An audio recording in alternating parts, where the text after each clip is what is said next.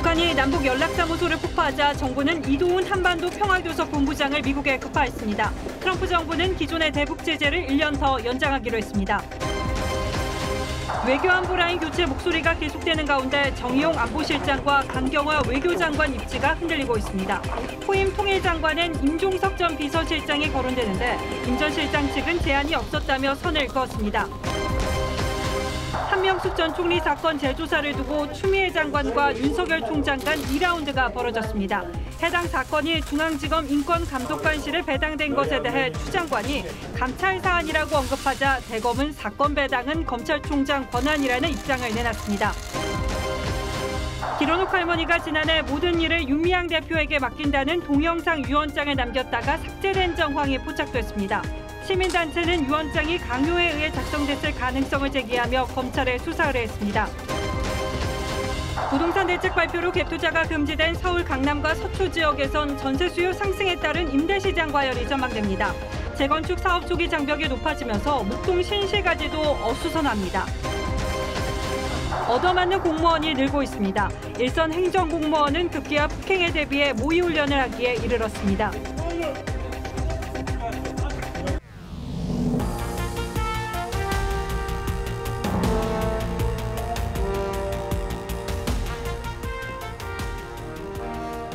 여러분 안녕하십니까? 뉴스9의 신동욱입니다. 극단적인 대결 양상으로 치닫던 남북관계가 오늘은 일단 숨고르기에 들어갔습니다. 청와대가 어제 대북 강경 메시지를 내긴 했습니다만 문재인 대통령의 생각은 북한을 향한 인내 그리고 대화에 있는 것으로 알려졌습니다. 즉 지금 상황이 매우 엄중하긴 하지만 지금까지 해온 대북 정책의 기조를 흔들 생각은 없다는 뜻입니다.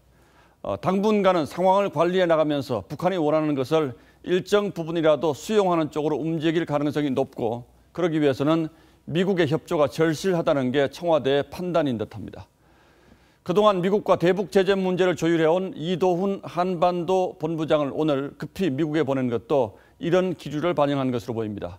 그래서 이 본부장의 출장 가방에 뭐가 담겼을지 그리고 뭘 채워서 돌아올지에 관심이 쏠리고 있습니다. 먼저 신원석 기자입니다. 한미 워킹그룹의 우리 측 팀장인 이도훈 한반도 교섭 본부장이 미국을 전격 방문했습니다. 이 본부장은 스티븐 비건 미 국무부 부장관과 수석 대표 협의를 갖습니다. 한반도 상황에 대한 평가 그리고 대응 방안 이러한 사항들을 논의할 예정입니다. 북한은 그간 우리 정부가 추진했던 대북 사업들을 조율해온 한미 워킹그룹에 노골적 불만을 제기해왔습니다. 사사건건 북남 관계의 모든 문제를 백악관이 섬겨바쳐온 것이 오늘의 참혹한 후과로 되돌아왔다. 정세현 전 통일부 장관도 워킹그룹을 비판하면서 남북이 전쟁 공포 없이 살려면 퍼주기밖에 없다고 말했습니다. 한 외교소식통은 이 본부장은 북한을 달래지 않으면 전략 도발 가능성이 높고 그게 미 대선에도 영향을 줄 수 있다는 논리로 트럼프 행정부를 설득할 가능성이 높다고 전했습니다. 북한이 이미 연락사무소 파괴로 약속을 저버렸지만 NSC 상임위원들은 남북 합의는 반드시 준수돼야 한다고 재확인했습니다. 북한의 막말과 도발에 강경 대응하면서도 대화 기조는 유지하겠다는 취지로 보입니다. TV조선 신은서입니다. 그런데 미국에서는 이대로는 안 된다. 북한을 군사적으로 압박해야 한다는 목소리가 커지고 있습니다. 한미 연합훈련을 재개하자는 이야기도 나옵니다. 북한의 궁극적인 목표가 미국이라는 걸 잘 알고 있기 때문에 이런 움직임은 선제적 압박의 의미가 있습니다. 미국 정부는 비상하고 특별한 위협이 계속되고 있다면서 대북 제재를 1년 더 연장하기로 했습니다. 한미 양국의 이 생각의 차이를 어떻게 좁히느냐가 앞으로 한반도 정세에 매우 중요한 변수가 될 겁니다. 이어서 홍혜영 기자입니다. 트럼프 행정부의 첫 국가안보보좌관이었던 허버트 맥마스터는 북한의 군사적인 대응 능력을 보여줘야 한다고 주장했습니다. 8월로 예정된 한미 연합훈련은 그래서 더욱 강력해져야 한다고 강조했습니다. I think it's time, for President Moon to take a much tougher stance and to show that he's not going to be able to be coerced by North Korea. 지난 2018년까지 한미 연합 사령관을 지냈던 브룩스 전 사령관도 2018년 봄 이후로 중단한 군사적 압박 수위를 높여야 한다고 주장합니다. North Korea, I believe, needs to be agitated right now as a result of this, so that they feel that they may have overstepped. 구체적으로 핵투하 폭격기와 F-35 전투기, 항공모함, 핵 잠수함 등 전략 자산을 전개해야 한다는 겁니다. 트럼프 대통령은 오늘도 북한 문제에 침묵했습니다. 하지만 의회 통지문을 통해 부시 행정부 시절 발동된 6건의 대북 제재 행정명령의 효력을 1년 더 연장하기로 했습니다. 북한을 미국의 비상하고 특별한 위협으로 명시해 비핵화 없이는 제재 완화도 없다는 입장을 재확인했습니다. TV조선 홍혜영입니다. 북한은 어제 청와대 날선 발언에는 직접적으로 대응하지 않은 채 원론적인 대남 비방만 이어갔습니다. 노동신문 2개면을 할애해서 개성 연락사무소를 폭파한 게 시원하다는 북한 각계 반응을 집중적으로 소개했습니다. 그러면서 구체적인 내용 없이 향후 조치는 상상을 뛰어넘는 수준이 될 수 있다고 경고했습니다. 고서정 기자가 보도합니다. 북한 노동신문은 연락사무소의 폭파 사진을 보고 없어질 것이 없어졌다는 통쾌함을 금할 수가 없었다고 보도했습니다. 가장 철저하고 무자비한 징벌 의지의 과시라는 제목의 기사에서는 연락사무소 폭파는 첫 시작에 불과하다며 떠들어대는 자의 상상을 훨씬 뛰어넘는 것으로 될 수 있다고 경고했습니다. 군대의 자제력은 한계를 넘어섰다면서 구체적인 군사행동 계획이 검토되고 있다는 군대의 발표를 신중히 대해야 할 것이라고 했습니다. DMZ나 NLL 상에서의 어떤 군사적 도발, 포격 사격 이런 것들도 줄줄이 예견돼 있다 이렇게 생각할 수 있습니다. 어제 청와대의 강도 높은 비판에는 취지를 전혀 이해하지 못하고 매우 무례한 어조로 폄훼한 것은 몰상식한 행위입니다. 별도의 담화문 등을 내지 않았습니다. 이번 주 대남 조치들을 연달아 쏟아낸 만큼 국제사회 반응을 지켜본 뒤 후속 조치를 하겠다는 의미로 읽힙니다. 유럽연합이 연락사무소 폭파를 우려한 것에 대해서는 근원도 모르는 잠꼬대 같은 소리라고 비판했습니다. TV조선 고서정입니다. 자, 그럼 이 시점에서 북한이 왜 이런 무리한 도발을 강행했을까? 그럼 앞으로 북한은 어떻게 나올까를 생각해 볼 필요가 있습니다. 최근 북한에서 들려오는 소식들 그리고 북한 매체들의 보도를 종합해 보면 이런 추론이 가능합니다. 북한이 경제적으로 매우 심각한 위기를 맞으면서 핵심 지지층에서 분열 조짐이 나타나고 있다는 겁니다. 그래서 이 책임을 한국을 비롯한 외부 세계로 돌리고 내부 결속을 다지기 위한 도발이었다는 분석이 많습니다. 박경준 기자가 더 자세히 설명하겠습니다. 2016년 핵과 미사일 도발 이후 4년 넘게 이어진 대북 제재는 북한의 숨통을 죄고 있습니다. 여기에 코로나19로 북중 국경이 폐쇄됐고 주민들이 재산권을 가진 돼지까지 열병으로 집단 도살되면서 민심 이반 조짐까지 보이는 상황입니다. 북한 무역의 95%를 차지하는 대중무역까지 봉쇄되면서 장마당에서는 생필품 부족 현상도 심각해진 것으로 전해집니다. 지난 4월 북한의 대중무역액은 작년 같은 기간에 비해 총액이 90.1% 감소했습니다. 주요 외화벌이인 해외 북한 노동자들도 귀환한 데다 무역 적자도 매년 늘어 달러도 가뭄입니다. 김정은 위원장이 지난 7일 정치국 회의에서 평양 시민들의 생활을 직접 언급할 정도로 심각합니다. 경의하는 최고령 노자동지께서는 수도 시민들의 생활 보장에서 시급히 해결해야 할 문제들을 구체적으로 지적하시면서 최근 대남 도발의 배경엔 이런 극심한 경제난이 깔려 있다는 분석입니다. 북한 경제를 되살릴 수 있는 방안은 없기 때문에 대남 공세를 강화하면서 한국 탓으로 돌리고 그 과정에서 주민 동원을 하면서 체제에 충성하게 만드는 것이 하반기 북한 식량 수확량도 줄어들 것으로 예상돼 북한은 더 절박한 상황에 몰릴 전망입니다. TV조선 박경주입니다. 어제 김현철 통일부 장관이 사의를 밝힌 뒤 외교 안보 라인을 근본적으로 수출해야 한다는 지적들이 여권에서도 잇따르고 있습니다. 특히 남북관계 컨트롤타워인 청와대 정의용 안보실장과 취임 직후부터 문행 논란이 그치지 않았던 강경화 외교장관의 입지가 흔들리고 있습니다. 현재 대북 기조를 유지하겠다는 청와대 기류에 따라서 후임 통일부 장관에는 임종석 전 비서실장이 거론된다고 합니다. 청와대를 출입하는 김복원 기자가 여권 내부 기류를 취재했습니다. 청와대는 김현철 장관의 사표가 아직 수리되지 않았다고 했지만 주말을 넘기진 않을 걸로 보고 있습니다. 김두관, 민홍철, 홍익표 의원 등 여권 곳곳에서 안보라인 교체론이 나오지만 청와대는 정의용 안보실장의 사의 표명 얘기는 듣지 못했다고 했습니다. 민주당이 주최한 회의에 참석한 강경화 외교부 장관도 기자들의 책임론 질문에 시달렸습니다.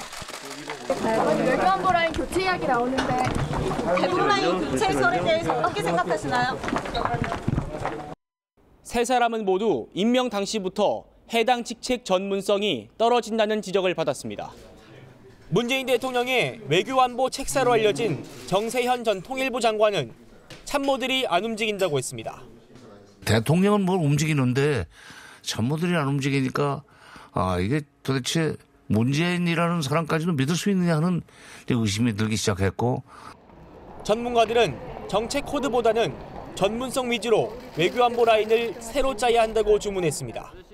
대북 사업을 적극적으로 나선다는 것은 북한에게 굴복하는 모습을 보여줄 수 있고 미국과는 또 갈등을 야기하는 것이기 때문에 지금까지의 남북 관계를 직시하고 정상적으로 이끌어갈 수 있는 그런 인물이 나왔습니다. 김현철 장관 후임으로 거론되는 임종석 전 비서실장 측은 아직 제안을 받지 않았다고 했습니다.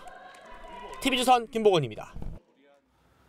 청와대의 기류를 반영하듯 여권에서는 북한과의 대화와 협력을 강조하는 목소리가 이어졌습니다. 문재인 대통령의 복심으로 통하는 윤건영 의원은 남북 관계가 변하기 시작한 2018년으로 돌아가자고 했고, 김두관 의원은 평양에도 연락사무소를 만들자고 주장했습니다.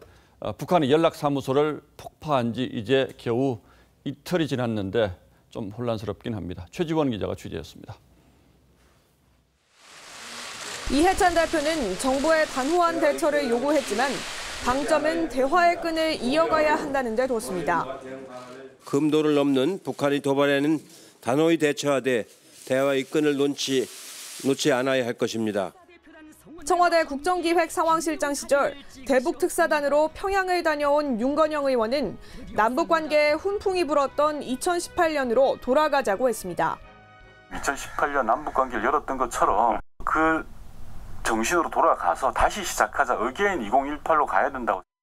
김두관 의원은 더 나아가 평양과 서울에 남북연락사무소 2곳을 두자고 제안했습니다. 관계 악화의 책임을 한미 간의 북핵협상협의체인 한미 워킹그룹에 돌리는 목소리도 잇따랐습니다. 한미 워킹그룹의 중지라든지 등등의 구체적인 실천이라도 뭐가 하나 나와야 되는 건 아니냐는. 야당은 여당의 현실인식이 아니하다고 비판했습니다. 아무리 인내하고 참고 견딘다고 해서 북한의 태도가 절대로 변할 일은 없습니다. 국민의당 안철수 대표는 북한에 왜 그렇게 꼬리 내린 강아지 모습만 보이는지 이해하기 어렵다고 지적했습니다. TV조선 최지원입니다. 북한이 일방적으로 파괴한 개성공단 남북연락사무소는 우리 국민의 세금 180억 원 가까이가 들어간 우리 정부 재산입니다. 통일부도 그 점은 분명히 했습니다. 먼저 정부의 발언을 듣고 그렇다면 배상을 요구할 수는 없는지 자세히 따져봐 드리겠습니다. 우리 국민의 재산권에 대한 명백한 침해이다. 북측은 이에 대한 응분의 책임을 져야 할 것이며 우리 국민의 재산권 침해다. 원칙은 이미 천명을 한 셈인데 구체적인 후속 조치가 나온 건 없습니까? 네, 아직까지는 없습니다. 통일부 당국자는 오늘 북한에 어떻게 책임을 묻느냐는 질문에 유관부처와 협의 중이라고 했습니다. 미래통합당 태영호 의원은 북한이 개성공단과 금강산의 우리 자산까지 훼손할 경우 손실이 1조 원을 웃돌 수 있다며 북한의 손해배상 청구 법안 발의를 준비 중입니다. 자, 그런데 남북 간 합의서에 이런 경우에 배상을 요구할 근거 조항은 있습니까? 네, 6.15 선언 후속 조치인 투자보장 합의서엔 남과 북은 상대방의 재산권을 제한하지 않고 또 무력 충돌 등으로 상대방 재산이 손실을 입을 경우 원상 회복과 보상이 명문화돼 있습니다. 하지만 북한이 이를 지킬 가능성은 거의 없다고 봐야겠죠. 예, 북한이 그 약속을 지키지 않는다고 한다면 법적으로 우리가 그 배상 책임을 물을 수 있는 방법은 없을까요?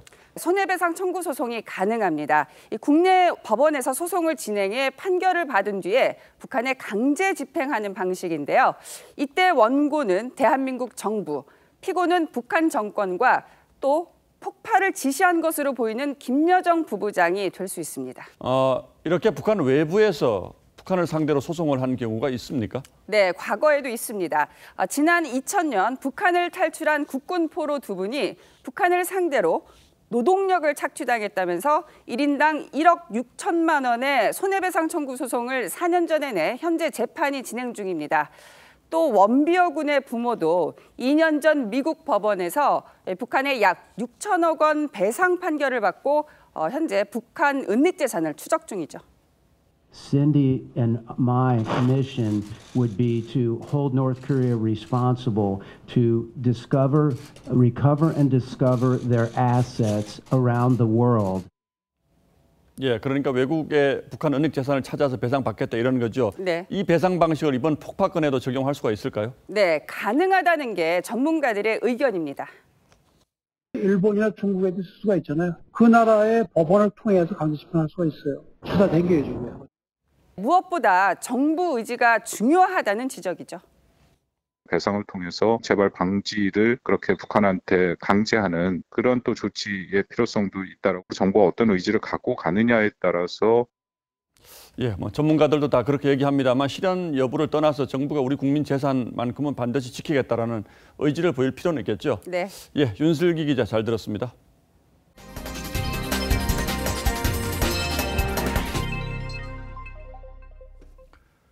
수도권에서 집 사기가 더더욱 어려워지는 정부 대책이 나오면서 그 불똥이 당장 집 없는 사람에게로 튀고 있습니다. 거래가 위축되면서 전월세가는 높아지는데 대출길까지 막히면서 사실상 꼼짝달싹을 하지 못하게 됐기 때문입니다. 지선호 기자가 보도합니다. 5년 전 인천 송도에 분양받은 아파트를 전세 주고 경기도 일산에서 전세를 살고 있는 A씨. 6.17 부동산 대책으로 고민이 커졌습니다. 곧 초등학교에 입학하는 자녀를 위해 서울로 전셋집을 옮길 계획이었지만 송도가 투기 과열지구로 지정되면서 전세 대출이 막힐 수도 있기 때문입니다. 매매로는 갈 수가 없고 전세 자금 대출을 이용해서 서울에 전세를 알아보고 있었습니다. 규제 지역이 되면서 전세 대출 자금이 안 나오는 게 아닌가. 6.17 대책에 따라 앞으로 전세 대출을 받아 투기 지역과 투기 과열 지구에서 3억 원이 넘는 집을 살 경우 대출이 즉시 회수됩니다. 1주택자도 보증기관을 통한 전세 대출이 2억 원까지만 가능한데 지난달 서울의 평균 전세 가격이 4억 8,600만 원임을 감안하면 수억 원의 현금을 갖고 있던지 기존 집을 팔아야 서울에서 전세살이가 가능한 셈입니다. 보완책이 나와야 될 부분이 조금 많아 보여요. 기존에 뭐 대출 얻었던 분 중에서 바뀐 규정으로 적용이 되느냐. 국토교통부는 갭 투자가 집값 상승의 주요 원인이긴 하지만 국민 전반의 경향은 아니라며 실수요자 보호 기조를 일관되게 유지하고 있다고 밝혔습니다. TV조선 지선호입니다. 재건축 시장에도 비상이 걸렸습니다. 특히 서울 강남의 오래된 재건축 단지들이 직격탄을 맞았습니다. 실거주 2년 요건의 임대주택으로 등록한 집주인들은 분양권을 얻지 못할 위기에 놓였고 수억 원에 달하는 재건축 부담금 폭탄까지 피할 수 없게 됐습니다. 이어서 권현영 기자입니다. 강남 재건축 대장주로 불리는 아파트입니다. 임대 사업자로 등록한 328가구는 분양을 받지 못할까 초조합니다. 6.17 부동산 대책에 명시된 2년 이상 거주 요건을 채우지 못할 수도 있기 때문입니다. 8년 임대를 하고 2년을 거주를 해야 된다는 거는 너무 사유재산권에 대해서 정부가 너무나 관여를 하는 거 아니냐. 정부가 본격 징수하겠다고 발표한 재건축 부담금도 걱정입니다. 7억 8억을 내서 들어오라 그러면 어떻게 입주를 하겠으며 쫓겨나는 입장이 된다는 생각이 들어서. 지난해 12월 헌법재판소의 합헌 결정으로 올해 부활한 재건축 부담금은 일부 단지의 경우 최고 7억 1천만 원에 달할 것으로 예상됩니다. 재건축 부담금은 강남 지역의 경우 평균 4억 4천만 원에서 5억 2천만 원 수준이 될 것으로 보입니다. 최근 시세가 1억까지 올랐던 목동과 마포구 재건축 단지는 안전진단 강화 방침에 다시 풀이 죽었습니다. 재건축에 대한 거주 요건 2년, 안전 진단 절차가 강화됨에 따라서 그만큼 재건축이 어려워지면서 시장도 위축될 것으로 전망됩니다. 전문가들은 이번 대책으로 재건축 시장이 크게 위축되면 공급 부족 사태가 올 수 있다고 우려했습니다. TV조선 권은영입니다. 오늘 확진자가 59명으로 집계됐습니다. 지난달 28일 이후에 20여일 만에 가장 많은 겁니다. 지역별로 보면은 서울 25명 등 이 수도권에서 42명이 집중이 됐고 대전 7명을 비롯해서 충청 지역에 집중된 게 또 눈에 띕니다. 그러니까 수도권 확산세가 대전으로 번지고 있는 흐름인 거죠. 경기 의왕 롯데제과 물류센터에서는 직원 1명이 확진 판정을 받아서 센터가 폐쇄됐고 추가 감염도 이어졌는데 이 감염 경로가 파악이 안 돼서 걱정입니다. 먼저 구자형 기자입니다. 확진 판정을 받은 롯데제과 의왕 물류센터 직원은 60대 A씨입니다. 어제 저녁 확진 판정을 받았지만 어디서 감염됐는지 확인되지 않았습니다. 직원 확진자는 이 물류센터 창고에서 직원 50여 명과 함께 근무했습니다. 물류센터는 오늘 하루 폐쇄됐고 직원들을 전수검사하고 있습니다. A씨의 아내도 오늘 추가 확진됐습니다. 이 여성은 군포시에서 가정방문 돌봄교사로 일하며 초등학생 등 어린이 2명과 접촉했습니다. 방역당국은 해당 초등학생의 같은 반 아이들과 교사에 대해 등교 중단 조치했습니다. 1학년은 목금이 원래 원격 수업 날이래요. 원래 나오는 날은 아니어서 다행히.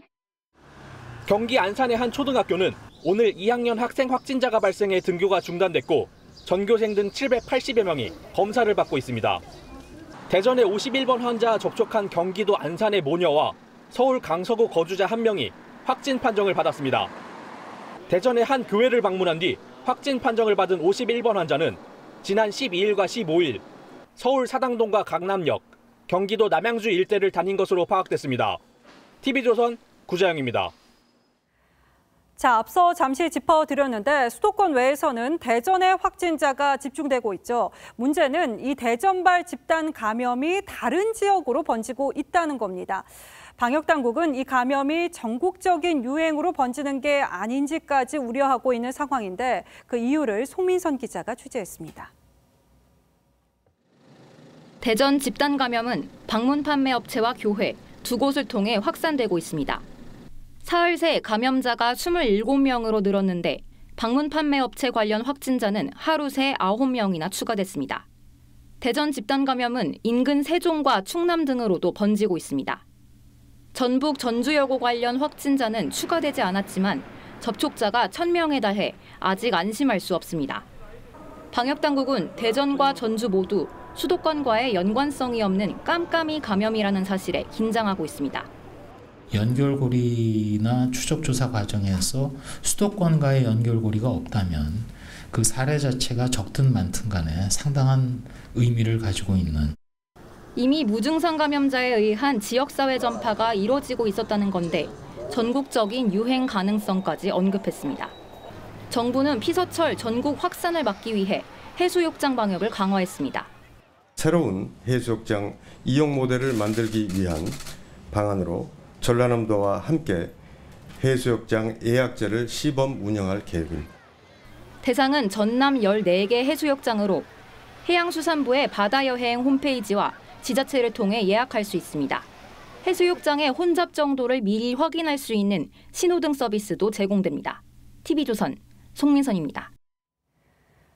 정의연 마포 쉼터에 거주했던 길원옥 할머니의 정부 보조금을 둘러싼 의혹이 갈수록 커지고 있습니다. 이 길할머니 돈이 다른 계좌로 빠져나갔다는 의혹에 이어서 이번엔 가족도 모르는 상황에서 동영상 유언장이 작성됐다가 삭제된 정황이 포착된 건데요. 이 한 시민단체는 유언장이 강요에 의해서 작성됐을 가능성을 제기하며 이 검찰에 수사 의뢰했습니다. 김지수 기자입니다. 지난해 5월 김복동의 희망 사이트에 올라온 길원옥 할머니 사진입니다. 93 할머니가 볼펜을 쥐고 구불구불 힘겹게 쓴 유언장인데 장례 진행 등 저와 관련한 모든 일의 정리는 정대엽 윤미향 대표에게 맡긴다는 내용도 포함됐습니다.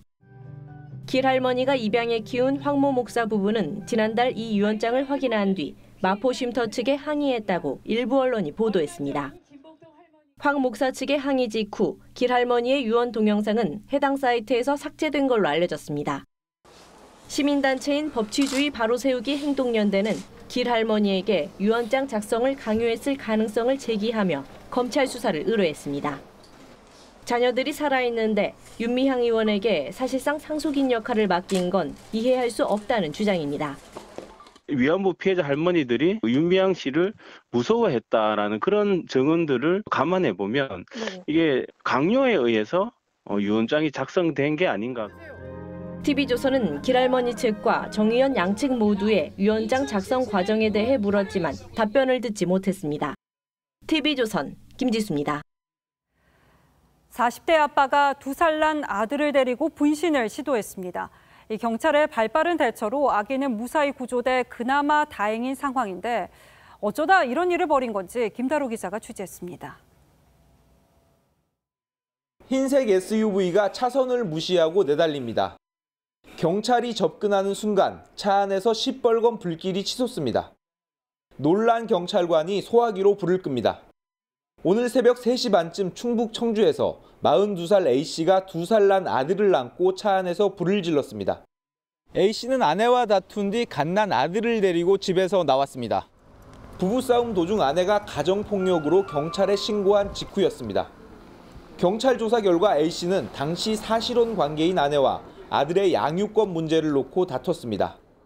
출동한 경찰이 집 앞에서 난동을 피우던 A씨를 진정시켰지만 A씨는 2살 아이와 함께 차를 탄 뒤 400여 미터를 달아났습니다. 경찰이 추적 끝에 A씨의 차를 발견하고 운전석으로 다가가는 순간 차 안에서 불길이 치솟았습니다. 경찰관이 차 안에 뛰어들어 A씨가 안고 있던 아기를 극적으로 구출했습니다. 열려있는 문을 통해서 아이를 먼저 구출을 했습니다. 점화되면서 바로 아이를 구출했기 때문에 아이는 거의 외상이 없고요. A씨는 중화상을 입고 병원에서 치료를 받고 있습니다. 경찰은 A씨를 현주 건조물 방화 등의 혐의로 입건하고 응급치료를 마치는 대로 정확한 경위를 조사할 예정입니다. TV조선 김다로입니다. 경주의 한 스쿨존에서 SUV 운전자가 자전거를 탄 아이를 들이받는 사고가 벌어졌고 이 피해자 측에서는 운전자가 고의로 낸 사고라고 주장해서 논란이 이어졌는데요. 이 경찰이 고의 추도를 인정하고 특수상해 혐의 적용을 검토하고 있습니다. 이민재 기자입니다. 흰색 SUV가 자전거를 타고 달리던 아이를 뒤에서 들이받습니다. 지난달 25일 경주의 한 스쿨존에서 일어난 사고입니다. 차에 받쳐 다친 9살 A군의 가족은 30대 여성 운전자 B씨가 200여 미터를 따라와 보복했다고 주장했습니다. B씨는 경찰 조사에서 자신의 딸을 괴롭히고 달아난 아이와 이야기를 하기 위해 따라가다 사고가 났다며 고의성을 부인했습니다. 두 차례 현장 검증과 CCTV 분석을 한 국과수는 B씨가 고의로 자전거를 추돌했을 가능성이 있다고 판단했습니다. 인식 가능성, 회피 가능성, 속도 이런 거가 보면 연속이었기 때문에 회피 가능성이 더 있었던 것이요. 스쿨존에서 아이가 다치는 사고를 냈지만 경찰은 일명 민식이법보다 처벌 수위가 높은 특수상해 혐의 적용을 검토하고 있습니다. 특수상해죄는 민식이법과 달리 벌금형이 없고 1년 이상 10년 이하까지 징역형만 규정하고 있습니다. 경찰은 이번 주 안으로 운전자 B씨에 대해 구속영장을 신청할 방침입니다. TV조선 이민재입니다. 군 기강회의 사건이 또 벌어졌습니다. 이 해군 운전병들이 지휘관 차량을 몰고 무단 이탈한 뒤에 술을 먹고 음주운전까지 한 사실이 드러났습니다. 배상윤 기자의 단독 보도입니다. 경남 진해의 한 해군 부대입니다. 지난 7일 일요일 낮, 이 부대 소속 운전병 4명이 지휘관 차량을 몰고 무단 이탈했습니다. 이들은 창원 시내의 한 식당에서 술을 마신 뒤 오후 늦게 음주운전을 하고 부대에 복귀했습니다. 이들은 술 냄새를 풍기고 있었지만 지휘관 차량이라 아무런 검문 절차 없이 위반소를 통과했습니다. 정문에서 차량과 운전자에 대해서 이제 시각 관찰로 진행을 하는데 검문 검색이나 이런 거에 있어서 바로 들어온 거. 운전병들의 일탈은 군 범죄를 신고하는 국방 헬프콜에 접수되면서 하루 만에 덜미가 잡혔습니다. 군사경찰은 즉시 이들을 입건하고 운전병 4명을 업무에서 배제시켰습니다. 같은 부대의 운전병들을 전수조사한 결과 지휘관 차량을 몰고 부대를 무단 이탈한 사례가 여러 번 있었던 것으로 드러났습니다. 운전병들이 무단히 탈환 지난 7일은 대북전단 살포를 놓고 북한이 남북공동연락사무소 폐쇄 선언을 하는 등 위협 수위가 높아지는 시기였습니다. TV조선 배상윤입니다. 매맞는 공무원이 늘고 있습니다. 이 행정 현장에서 민원인을 상대하는 공무원이 폭행을 당하고 있는 건데요. 증가 추세가 이어지자 급기야 공무원들이 이런 폭행에 대비해서 모의 훈련을 하기에 이르렀습니다. 오늘은 매맞고 욕먹는 공무원에 포커스를 맞췄습니다. 민원인이 여성 공무원에게 항의를 합니다. 관계 생각하면은 우리 시각 입장 대비는 나도 똑같이 그렇게 대처하고 포함은 되잖아요. 잠시 후 이 남성은 말리던 시청 공무원을 밀쳐내고 여성 공무원을 때립니다. 대화를 하면서 충분히 해결할 수 있는 문제임에도 불구하고 순간적으로 화가 났다는지 모르겠지만 폭행이 일어났습니다. 체납액 징수에 불만을 가진 A씨가 공무원을 찾아와 폭행한 겁니다. 거제시청은 폭행을 용납할 수 없다며 경찰에 신고했고 A씨는 공무집행 방해 혐의로 불구속 입건됐습니다. 바닥에 쓰러져 있는 여성 공무원. 무슨 일이 벌어진 걸까? 긴급 생계비가 제때 들어오지 않았다며 40대 남성이 찾아와 갑자기 여성 공무원을 밀칩니다. 넘어지면서 받은 충격으로 실신까지 했습니다. 하지만 이 남성, 태연하게 아이스크림을 먹습니다. 술에 취해 관공서에서 막걸리 병을 던지고 나무 막대기를 휘두르고 반말을 하며 위협까지 합니다. 언제가 다른데 왜 뛰어주면 내려가야지. 이렇게 공무원들은 민원인들의 폭언과 폭행에 시달리고 있습니다. 실제 민원인으로부터 받은 폭력과 폭언, 피해 건수는 2017년 10만 1000여 건에서 2018년 15만 2천여 건으로 늘었습니다. 더 이상 공무원들도 그대로 당하고 있을 수만은 없죠. 폭언을 하는 민원인, 청원경찰이 출동하고 민원인과 피해 공무원을 분리시킵니다. 행패를 부리는 민원인에게 호신용 스프레이를 분사해 제압하고 경찰에 인계합니다. 가상의 폭언 폭행 상황을 만들어 진행된 모의 훈련입니다. 훈련을 통해 폭언, 폭행 등 비상 상황에 대비한 우리 담당 공무원들의 대응 훈련이 맞는 걸 대비해 모의 훈련까지 해야 하는 공무원의 안타까운 현실. 뉴스라인 포커스였습니다. 코로나 장기화에 학생과 학교 간 갈등이 심화되고 있습니다. 등록금 반환과 시험 방식을 두고 마찰을 이어가고 있는 건데 설상가상으로 혈서까지 등장했습니다. 분노하는 대학가 노도일 기자가 취재했습니다.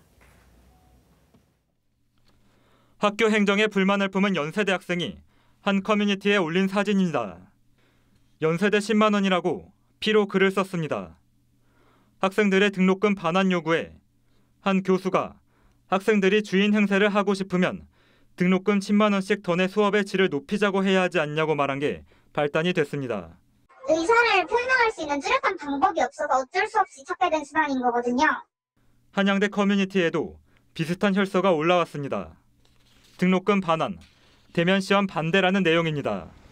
대학 관계자가 비대면 시험을 원하면 혈서라도 써오라고 하자 행동에 옮긴 겁니다. 학교 관계자가 혈서를 운운하자 학생들은 붉은색 물감을 사용한 대자보로 응수했습니다. 갈등의 골이 깊어지는 양상이지만 교육부는 등록금 환불은 대학과 학생 간 문제라며 선을 그었습니다.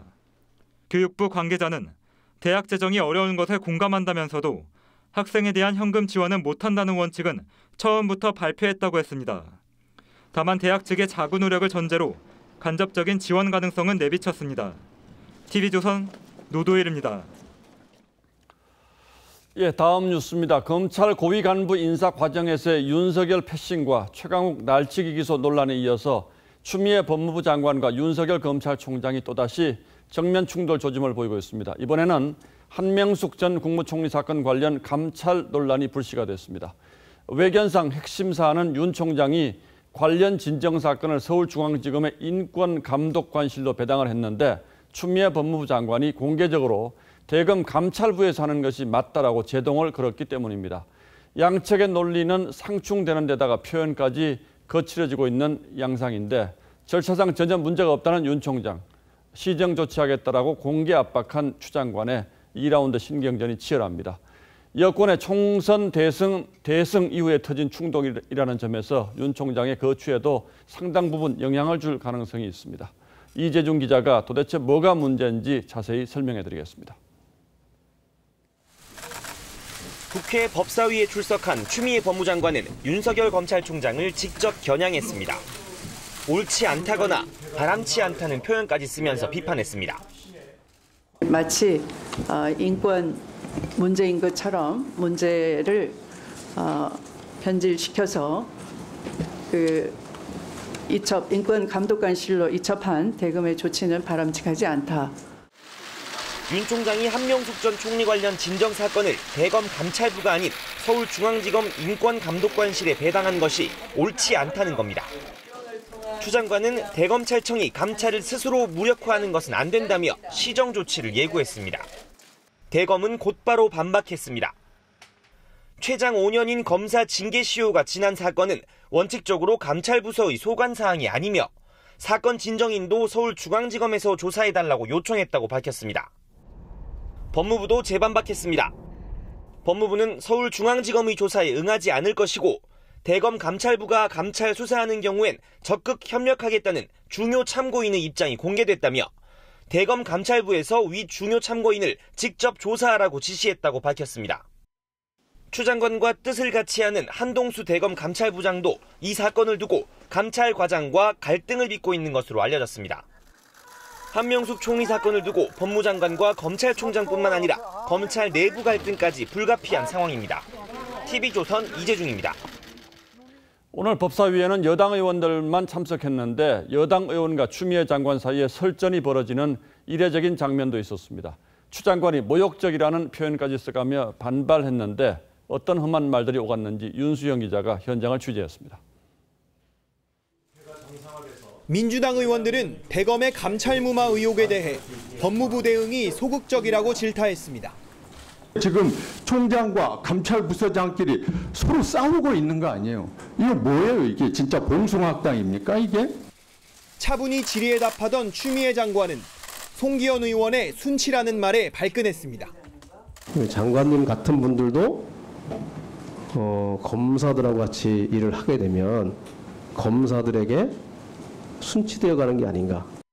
혐의하지 않았으면 좋겠습니다. 그렇지는 않고. 저 그러려고 이 자리에 앉아 있는 거 아닙니다. 그래서 추 장관은 검찰개혁을 강조한 송기현, 소병철 의원이 검사 출신이라는 점을 언급하며 검찰개혁에 책임이 있다고 쏘아붙였습니다. 위원님도 검사이셨고 소병철 위원님도 검사이셨고요. 또 오늘의 검찰개혁에 다 책임이 있으십니다. 굉장히 모욕적입니다. 가라앉은 분위기를 풀기 위해 농담까지 나왔을 정도입니다. 장관님 곤혹스러운 거 보니까 법사위가 참 핫한 데구나 이런 생각을 먼저 갖습니다. 오늘 회의는 의사 일정 보이콧을 선언한 미래통합당 의원들이 참석하지 않아 범여권 의원들만 참석한 채 진행됐습니다. TV조선 윤수영입니다. 대규모 환매 중단으로 피해액이 1조 6천억 원대로 알려진 라임 자산운용 사태를 수사하는 검찰이 광주 MBC 사장 출신 이모 스타모빌리티 대표를 체포했습니다. 이 대표는 라임 사태의 핵심 인물인 김봉현 전 스타모빌리티 회장을 정관계 인사들에게 소개해준 인물로 알려져 있어서 검찰 수사가 정관계 로비 의혹으로 확대될 가능성이 커졌습니다. 보도에 황선영 기자입니다.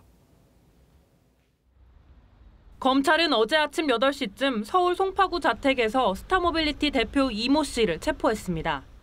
지난달 14일 이 대표 자택과 휴대전화를 압수수색한 지 35일 만입니다. 광주 MBC 사장을 지낸 이 대표는 같은 지역 출신인 김봉현 전 스타모빌리티 회장에게 정치권 인사들을 소개해준 것으로 알려졌습니다.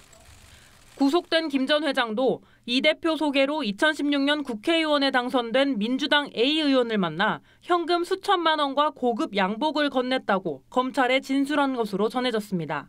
김봉현 전 회장은 2015년 이 대표가 정관계 인사들과 필리핀 여행을 갔을 때 리조트 비용을 부담했다는 의혹도 제기된 상태입니다. 검찰은 이 대표에게 적용된 구체적인 혐의 내용은 밝히지 않았습니다. 검찰 관계자는 이 대표에 대한 구속영장 청구를 검토 중이라고 했습니다. 이 대표는 라임 사태가 불거졌을 당시 알고 지내던 청와대 고위 관계자와 국회 정무위 소속 A 의원에게 사건 해결을 부탁했던 정황도 포착됐습니다. 체포영장 효력이 만 48시간이라 검찰은 이르면 오늘 이 씨에 대한 구속영장 청구를 결정할 것으로 보입니다. TV조선 황선영입니다.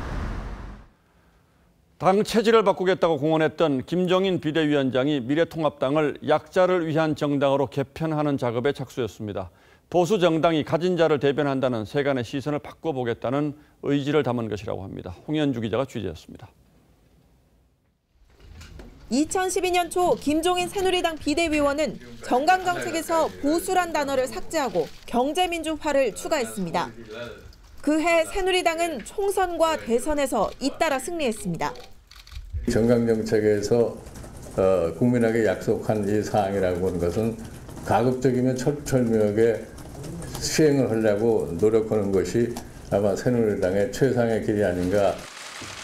오늘 가동에 들어간 통합당 정강정책TV도 큰 폭의 변화를 예고했습니다. 김 위원장은 시대 변화에 적응하지 않는 보수는 생존이 불가능하다고 강조했습니다. 저 정당을 한번 믿고 한번 해보자 하는 이런 인식을 줄 정도로 이 정강정책이 변해야 된다고 이렇게 생각합니다. 특위는 독립정신 계승부터 자유민주주의와 법치주의 등 기존 보수 가치에 더해 사회적 약자와 장애인, 청년 등을 배려하는 내용을 담을 예정입니다. 당명과 로고, 대표색을 바꾸는 것도 검토 대상입니다. 8년 전에도 김종인 위원장의 경제민주화 주장은 당내 반발을 불러왔습니다. 1년 임기의 김 위원장이 당의 체질을 얼마나 또 어떻게 바꿀지는 차기 대선에도 변수가 될 수 있습니다. TV조선 홍현주입니다. 백악관 안보보좌관을 역임했던 볼턴의 회고록 내용이 일부 공개됐는데 파장이 어마어마합니다. 트럼프 대통령의 최측근인 폼페이오 국무장관이 트럼프의 대북 외교는 성공할 확률이 제로라고 혹평했었다는 주장인데 트럼프의 재선 가도에 먹구름이 들이운 걸까요? 유혜림 기자입니다. 싱가포르 정상회담 한 달 뒤인 2018년 7월 6일 방북한 폼페이오 국무장관은 김정은 위원장을 끝내 만나지 못했습니다. 돌아온 폼페이오는 존 볼턴 안보보좌관에게 트럼프의 대북 외교가 성공할 확률은 제로라고 말했습니다. 폼페이오는 싱가포르 회담 도중에도 트럼프는 거짓말쟁이라고 적힌 쪽지를 볼턴에게 건넸습니다. 뉴욕타임스는 충성스런 참모들마저 등 뒤에서는 트럼프를 조롱했다고 평가했습니다. 1, 2차 정상회담이 트럼프와 김정은의 단독 회담으로 진행된 것은 트럼프를 만만하게 본 김정은이 원했기 때문이라고 폭로했습니다. 트럼프가 재선 승리에만 집착하고 있어서 조종하기 쉬웠다는 겁니다. 지난해 6월 미중 정상회담 때는 트럼프가 갑자기 대선 얘기를 꺼냈고 시진핑 주석에게 자신이 이기게 도와달라고 부탁했다고 했습니다. 볼턴은 회고록에서 트럼프는 철저히 자신의 정치적 이익만 노렸다고 말했습니다. Well, the president may well be a superb deal maker when it comes to Manhattan real estate. Dealing in many other international security issues are things far removed from his life experience. 트럼프는 이에 대해 거짓말이자 가짜라며 출판 금지 명령을 내려달라고 법원에 요청했습니다. 회고록은 23일 나옵니다. CNBC 여론조사에서 트럼프는 6개 경합주 모든 곳에서 조 바이든 전 부통령에게 지고 있습니다. TV조선 유혜림입니다. 미국에서 흑인 남성이 경찰의 총격으로 사망한 사건 주말에 전해드렸는데요. 그런데 이 경찰이 총을 맞고 이미 쓰러진 흑인을 발로 차고 짓밟기까지 한 사실이 확인됐습니다. 검찰은 총을 쏜 경관을 살인 혐의로 기소했습니다. 박소영 기자입니다. 흑인 남성 레이샤드 브룩스가 경찰 2명과 몸싸움을 벌입니다. 브룩스가 테이저건을 빼앗아 달아나자 경찰이 3발을 쏩니다. 브룩스가 쓰러지자 경찰 2명이 다가가 발로 차고 어깨를 짓밟습니다. 이렇게 2분간 방치됐고 브룩스는 결국 숨졌습니다. Right, I was very hurt. I didn't imagine being there because I don't know what I would have done if I would have seen that for myself. 검찰은 총을 쏜 경관에 대해 직무도 중 범죄를 저질러 사람을 죽게 한 혐의 등 11개 혐의를 적용해 기소했습니다. 애틀랜타 경찰 규정에 따르면 등을 보이고 달아나는 사람을 향해서는 권총은커녕 테이저건도 쏠 수 없습니다. Sentences for a felony murder conviction would be life without parole or the death penalty. 어깨를 짓밟은 경찰 데빈 브로스너는 가중폭행 혐의로 재판에 넘겨졌습니다. TV조선 박소영입니다. 스타의 선한 영향력이 팬에게 이어졌습니다. 내 스타의 기부에 감동을 받은 팬들이 기부 행렬을 이어가고 있는 건데 이 스타를 빛내는 팬들을 이루라 기자가 만났습니다. 최근 생일을 맞은 미스터 트롯인 이명웅. 전국에서 열린 팬들의 이벤트는 색달랐습니다. 어린이재단에 후원금 1,300여만 원, 이명웅 출신 고등학교의 장학금, 포천시 아동복지시설에도 200만 원 상당의 물품을 전달했습니다. 영웅이 이름으로 우리가 좋은 일을 하자. 그렇게 시작을 했어요. 40대, 50대가 주다 보니까 엄마 같은 마음으로 응원을 하는 것 같아요. 방탄소년단의 팬클럽 아미는 흑인 차별 반대 캠페인에 우리 돈 12억 원을 모금해 화제가 됐습니다. Known as the BTS Army, pledged to match their donation, raising another $1 million in less than 24 hours. It's incredible. 멤버 전국의 생일에는 팬들이 길거리 청소 캠페인을 벌이기도 했습니다.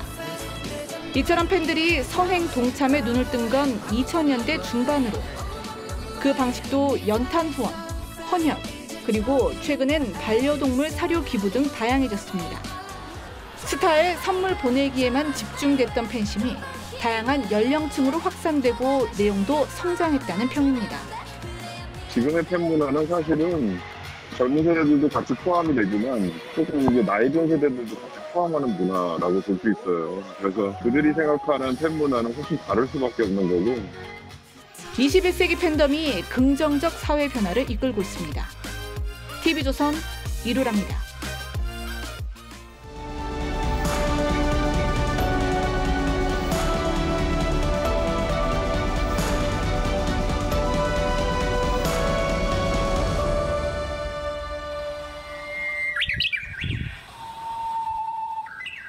잘 들어보시면 마치 사람이 휘파람 부는 듯한 소리를 낸다고 해서 이 새 이름은 휘파람새입니다. 개의 비도 이름처럼 울죠.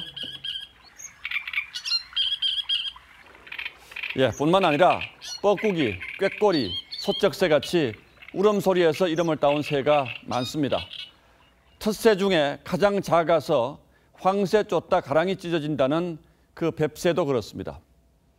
이 생김새처럼 정식 명칭은 붉은 머리 오목눈이인데 왜 뱁새라고 하는지 들어보실까요?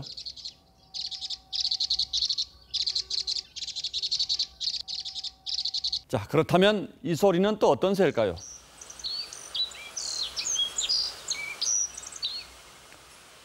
쉴 새 없이 입을 놀리는 촉새입니다. 그래서 입 가벼운 사람의 대명사가 됐죠. 지난달 러시아에서 보호복 안에 비키니를 입고 환자를 돌본 간호사가 과다 노출로 징계를 받았습니다. 그러자 시민들이 너도 나도 이렇게 수영복에 보호복 입은 사진을 올리며 공무원들에게 얼마나 더운지 한번 입어보라고 했습니다. 그러면서 결국 징계가 취소됐습니다. 박능우 보건복지부 장관이 또다시 화재 의혹 두 줄을 보탰습니다. 먼저 들어보실까요? 언론에 보도되는 것이 계속 전신 방호복만 사진이 나오고 이러다 보니까 그분들이 그걸 굉장히 선호를 합니다. 무더위 속 의료진 탈진 대책을 묻는 국회 답변입니다. 의료진이 수술 가운 대신 방호복을 입는 것은 어떻게든 감염을 막아보려는 안간힘일 겁니다. 그런데 보도사진 보고 따라하다가 자초한 실신이라니요. 이 말을 들은 의료진들이 어떤 표정을 지었을지 궁금합니다. 박 장관은 대구 간호사들이 파견 간호사들과 달리 수당을 못 받는다는 지적을 받자 대구 환자를 치료한 다른 지역의 의료진은 수당 불편 같은 거 하지 않는다고 했습니다. 한두 번이면 그러려니 하겠습니다만 그의 의료진 타박은 하루 이틀이 아닙니다. 마스크가 부족하다고 하소연하자 더 넉넉하게 재고를 쌓아두려는 것이라고 하기도 했죠. 그런가 하면 해외 유입 대책을 묻는 질문에는 코로나 확산의 가장 큰 원인이 한국인이라며 우리 국민 탓을 했습니다.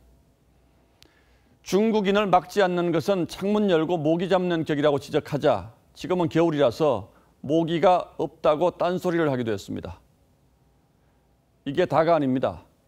보건복지부 조직을 더 챙기는 질병관리청 분리안을 올렸다가 대통령의 질책을 받기도 했습니다. 한국의 코로나 대책이 전 세계 주목과 찬사를 받고 있습니다. 그 1등 공신은 누가 뭐라 해도 자신을 던지고 현장에서 헌신한 의료진들일 겁니다. 그런데 주무장관만은 마치 한사코 의료진과 기싸움을 벌여서 사기를 꺾어놓겠다고 나선 사람처럼 보입니다. 6월 18일 앵커의 시선은 혀 아래 돕기였습니다.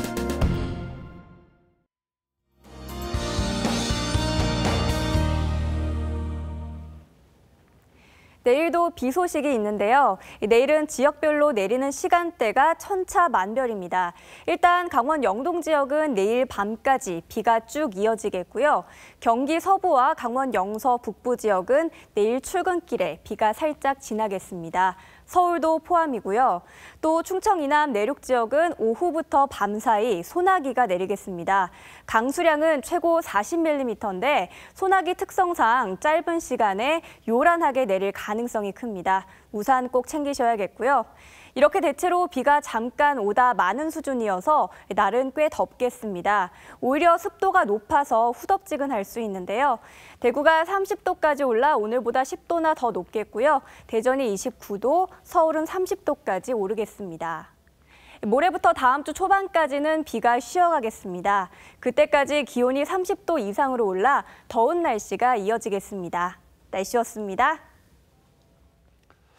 예, 6월 18일 목요일 뉴스9은 여기서 모두 마치겠습니다. 시청해주신 여러분 고맙습니다.